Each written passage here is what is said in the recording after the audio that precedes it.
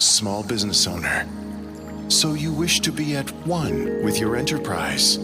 First, you must attain inner peace of small business insurance. This is Zensurance. If you're self-employed, an entrepreneur, or a contractor, peace of mind is just a click away at zensurance.com, Canada's leading source for small business insurance. It's quick, easy, and affordable. Get an instant price today at zensurance.com. Frequency Podcast Network. Stories that matter, podcasts that resonate. For as long as the two nations have existed, Canadians have been comparing their country with the one to the south of us. We don't usually come out ahead, but we take pride when we do, and by most standards of developed nations, we're usually fairly close to one another. Except for productivity. For a long time, Canada's productivity could keep pace with, if not match, America's. But something's been happening in Canada for a few years now. It is not a simple problem to solve, but it's pretty simple to explain. Canada's productivity is in the tank across almost every industry.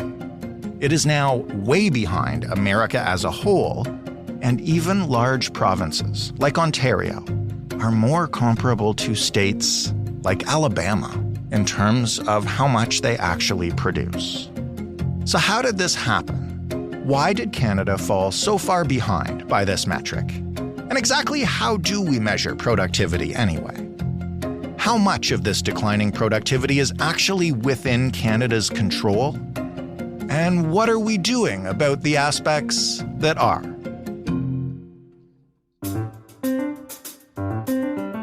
I'm Jordan Heath-Rawlings. This is The Big Story.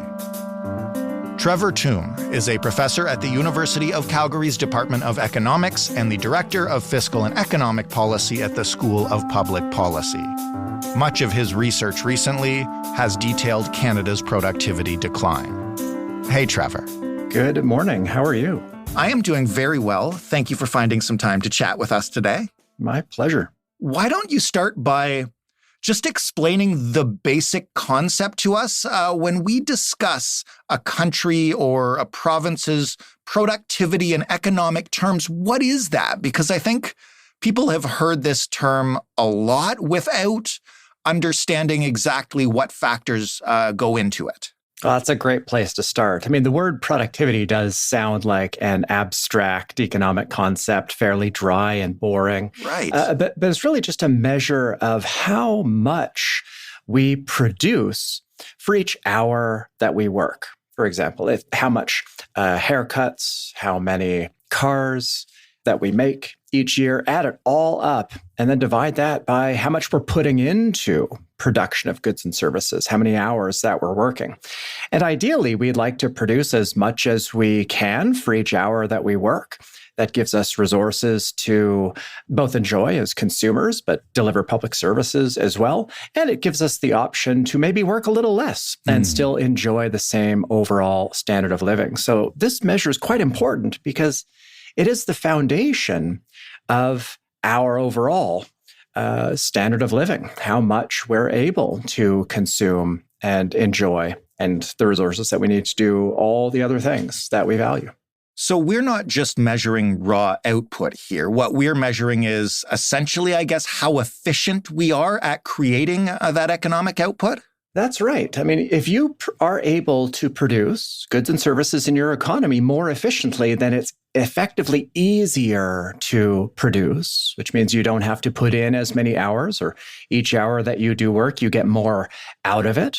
And so think of it, as efficiency, or as the overall effectiveness, if you will, of the labor that we're all putting in each day. We hear the term crisis a lot attached to various things in Canada right now, but people have heard of our current productivity crisis. Maybe if you could give us a bit of context historically, how has Canada's productivity compared with some of our peer countries? And, what trends have we seen if you go back far enough? Yeah, it's a great question. So it's natural for us to look south of the border. Canada-US comparisons are, of course, quite common. They are our largest trading partner. They are the closest country to us. And if we look historically, let's say 50 years ago, a half century ago, Canada was behind the United States, but just a little bit. And we were ahead of Australia, Great Britain, and others, for example, ahead of the overall G7 in terms of the amount of output per hour that we produce. And over the decades following that, Canada and the United States tended to grow at a pretty similar pace in terms of how much that increased. In recent years, especially in the past decade, we've seen a big change in that, with overall levels of growth in our GDP per hour really lagging behind not just the United States, but many other advanced economies as well. 2024, for example, might be the first year since at least 1970, when we started to gather this data, that Canada will fall behind the overall average of advanced industrial economies. And so our peer economies today are Spain and Italy. That's kind of where Canada is in terms of its overall productivity performance. And the US, meanwhile, is this year on track to produce about 50% more per person than Canada does. And that's a bigger gap than we have seen at any point since the Second World War. And we have to go back to the days of John A. Macdonald to find a period where the gap was persistently as wide as it is. So there has been some big changes in recent years in terms of Canada's productivity growth. And I think that's why it's getting as much attention as it is. What does a declining rate of productivity tell you about a country? Well, it tells me that living standards will be growing less than they otherwise would. And we do see that in the pace of growth of inflation-adjusted disposable incomes, for example. We haven't seen a period where disposable incomes and the purchasing power of those disposable incomes has grown as slowly as it has now since a pretty difficult recession in the early 1990s, what some have referred to as the Great Canadian Slump was the name that some top economists gave to that 1990s recession. So income growth is pretty disappointing. I think people, they may not phrase it as a productivity challenge or the growth of disposable incomes being disappointing, but the affordability challenge, the fact that earnings have not grown as much as we'd like relative to prices, that's really in part due to a disappointing productivity growth. Can we pinpoint something that changed, that started us on this downward path? Do we have any indicators that can tell us what's behind it? That's a really difficult question. So first, Canada has always lagged behind the United States in terms of its productivity. And part of that is we just have some greater fundamental economic challenges to overcome. We're a larger country with far fewer people, population centers separated by vast distances. And so internal exchanges, internal trade is just more costly, more difficult. And that's fine. But the gap that's grown in the past decade, there's likely a lot of factors. First, Canada is a small, open economy where international trade is a really big part of what we do. Roughly 1/3 of our economy is tied to international trade, international exports, a lot of it to the United States. And if we look back a few years, the uncertainty around the trading relationship with the United States, when we were renegotiating NAFTA, for example, that kind of uncertainty represents a big drag on investment and growth in trade-oriented sectors. If you're a producer, a larger multinational firm in particular, thinking about expanding or setting up a plant in Canada to produce and export, you would sensibly pause until a lot of that uncertainty with the U.S. was resolved. And of course, that uncertainty is still with us. We're speaking now prior to the U.S. election outcome. Right. But, whichever candidate wins, the U.S. has taken a more protectionist turn in recent years, and that's a big challenge for a trade-intensive economy like Canada. We've also seen a change in government. And I certainly don't want to put all this on the feet of the federal government, but we have seen changes in policies, in particular around increasing our effort towards meeting greenhouse gas emission and climate goals. And there's good reasons for that. Mm-hmm. And that would naturally, though, lead to potentially less investment in emissions-intensive sectors like oil and gas, which are a fairly large contributor to overall investment levels in Canada. And then finally, if I were to turn to provinces, I mentioned internal trade, and some of that's just difficult because of the large distances in Canada, but there's also big policy barriers to trade between provinces in Canada. Rules and regulations, they're just different from one place to the next, and that makes it hard for businesses to scale up and operate across multiple jurisdictions, and that's a drag on productivity. And in an increasingly uncertain world, that internal market within Canada becomes more important, but faces a lot of challenges. So I'd say there's a lot of contributing factors to this. That is a lot. And in that answer, you mentioned a couple of different sectors, the oil and gas sector, and I guess the international trade sector, if you can call that a sector. Where in particular are we struggling, or is this across the board? Can we look at certain sectors like oil and gas and say, this is the problem, and if we could solve this, overall productivity wouldn't look so bad? Or is it sort of a blanket challenge we're dealing with? Yeah, there are certainly some sectors that stand out as contributing to some of the disappointing growth in recent years. So let's start with oil and gas. I mentioned policy changes there, and all policy has pros and cons, but I think that the biggest challenge in that sector is actually not from policy within Canada. It's world commodity prices. They fell sharply in 2015 and 2016, and that means the value of this good that we're producing for export drops, and that means that firms thinking about expanding or setting up new facilities changed their plans. So investment levels fell, capital accumulation fell. So oil and gas is a big part of the story after 2015, just because of that big price shock. And even with high oil prices in 2022, we are not seeing, and I think sensibly not seeing, a big increase in investment in that sector because the longer term outlook is what's more relevant for them. Another sector that stands out with actually negative growth and productivity in recent years is construction.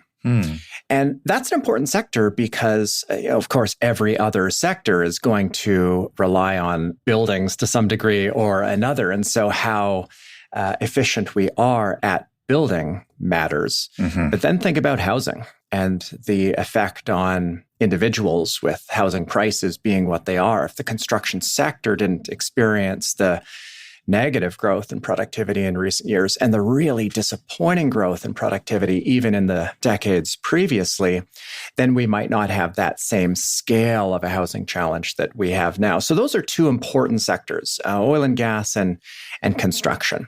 Overall, though, it's goods producing sectors that have seen the most disappointing productivity performance relative to services. So manufacturing too. Not nearly as bad as construction, but manufacturing productivity growth lags behind services. And so that's, I think if we were to have our attention put anywhere, it would be in the goods producing side of Canada's economy.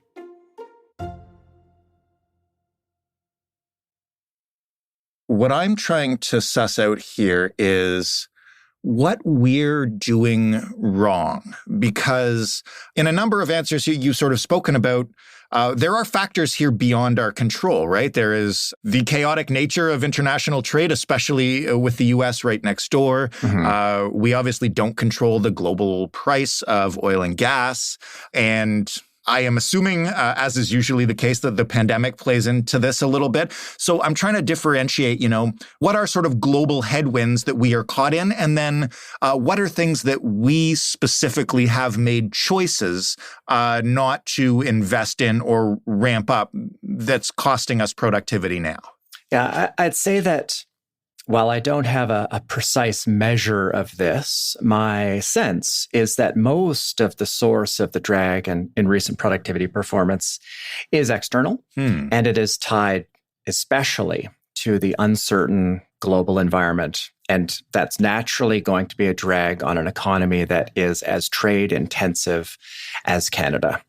And there's very little that we can do about that. We are sort of at the whims of these global developments, in particular uncertainties in the United States.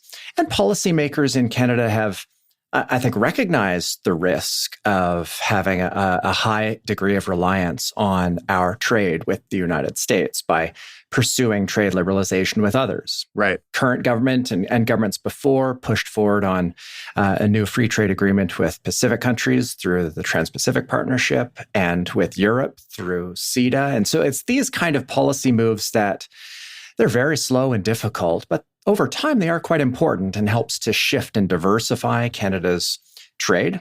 Don't have much of an impact in the short term, but quite important. And then in terms of policy, things that I don't want to say that we're doing anything wrong, because policy is not always just about the economy. It's seeking to achieve other objectives as well, but changes in the tax structure in Canada. So we're gradually right now increasing the tax that we effectively levy on investment by slowing down the pace at which companies can write off their capital investments. And it's a whole separate conversation and a technical one around why that matters, but I view that as something at the margin that we should maybe rethink. And that's just one example. Now, on greenhouse gas emissions, so I pointed out that creating a challenge for emissions-intensive sectors, I think, that's fine. We are incurring an economic cost to achieve an objective. Right. And of course, there's a productive conversation around how to do policy design and so on. But it's the uncertainty that I think is a big drag on investment overall, not just in oil and gas. And that uncertainty is not just because of the government. I mean, think about the large emitter carbon tax system that we have in Canada. There is legitimate uncertainty around whether it will exist after the next federal election, or if it does exist, what will be the price path. And so I think opposition parties too can either amplify or mitigate policy uncertainty by either committing to keep a certain policy or clarify what their positions are. And so I think some of that uncertainty is tied to this political dynamic between multiple parties. So there may be concrete policy things we either can do now or make choices about, or to your point, that the opposition could instill confidence perhaps by clarifying their intentions now that it certainly looks like they'll form the next government. But in a philosophical sense, without getting too out there, we cover the news every day. The world is unlikely to suddenly become less chaotic and more certain, I think, in the coming years with the effects of climate change and global political instability that we're already seeing. Indeed. Can you even future-proof your economy in that manner? Do you know what I'm asking you? Yeah, certainly. And I would agree with you that the world may increasingly become uncertain. I hope that we're both wrong, but there are still long-term challenges that we know are ahead, such as an aging population, both here and in many other countries. And that's going to be a challenge economically. It'll challenge for healthcare systems and so on and so forth. So there are known long-term challenges that we face that we might not be paying as much attention to as we should, or using as a motivation to improve policy where we can. So again, internal trade is one where Canada stands out as having a particular problem relative to other countries. And this requires provincial premiers more than anything else really start to seriously think about making it easier to do business across provincial borders. And we are starting to see some really interesting moves there. So this is kind of hopeful for the future. We saw that premiers and the federal government agreed to start on a kind of mutual recognition agreement in trucking. And again, that sounds really narrow and niche, but it can be quite important where a province just says, well, if the truck abides by the regulation of our neighboring province in terms of axle weight or signage or whatever other regulation you have in mind, then it's automatically good to go in our province. And that could be a big improvement in our ability to transport goods, which lowers costs and increases productivity, lowers prices, boosts growth. And so that's a really important move. Or Ontario recently, in 2023, last year, exempting certain types of health professions from having their credentials be done through Ontario, basically saying if you're licensed in Manitoba, then you're welcome to move to Ontario and you're automatically good to go. That's another example of what provinces could do across the board. So we might, and I hope that we do see those moves, because in the face of an uncertain world, getting our own domestic policy right becomes very important. And I also think it requires that we constantly have in mind growth, productivity, investment policy. Then we continually revise it and return to it and try and improve upon it. And what some countries have done, in Europe in particular, is they've set up what they're calling kind of productivity councils. So Ireland, for example, has what they call a National Competitiveness and Productivity Council.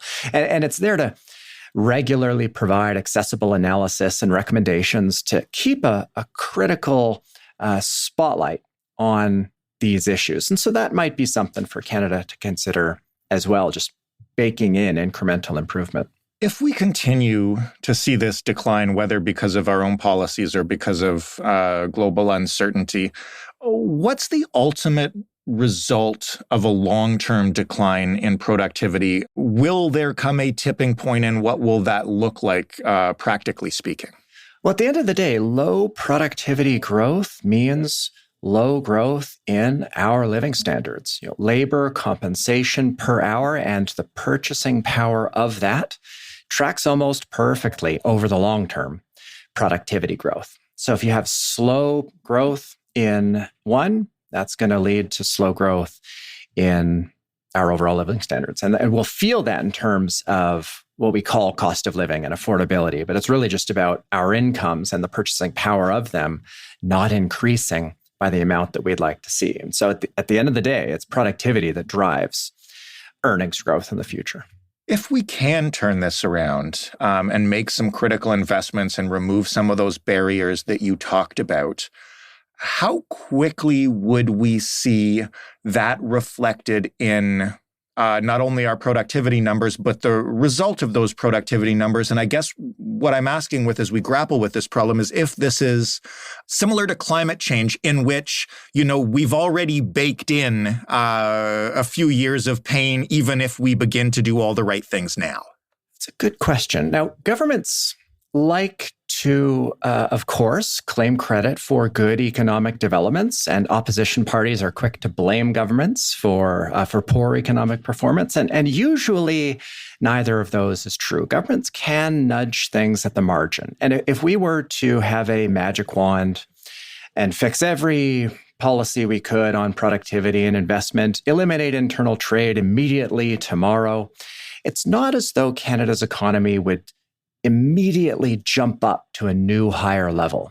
It takes time to converge to higher long-term levels of potential output, in part because you have to invest and build in the capital that's going to come with that boosted efficiency and productivity. And so we are talking about even getting policy really perfect, just purely on the economics, nudging growth rates by tenths of a percentage point, which might sound disappointing. And so, what's the point? Well, those tenths of a percentage point, when you compound them over many years, translates into big improvements. So the magic of compound interest applies to economic growth as well. And so nudging growth rates up 0.2, 0.3% means that over a decade or two, those benefits really do accumulate pretty dramatically. So last question then, and again, I don't want to assume anything in particular, but since it appears we may have a new prime minister soon, if you had an opportunity to whisper in that person's ear about, what we're facing and how to tackle it, what would you say? Well, I recognize that leaders of provinces or Canada face lots of competing pressures and trade-offs. And that's really what policy is all about. So we're talking about productivity, investment, and growth. And I do think that is a very important foundational issue for us to prioritize. It's not everything. And sometimes we might want to adopt a policy that is a drag on economic growth. So climate policy, for example, we're achieving a benefit and incurring a cost to do that. Yes. Mm-hmm. Or think about maybe some tax increases to fund the inevitable expansion in healthcare systems because of an aging population.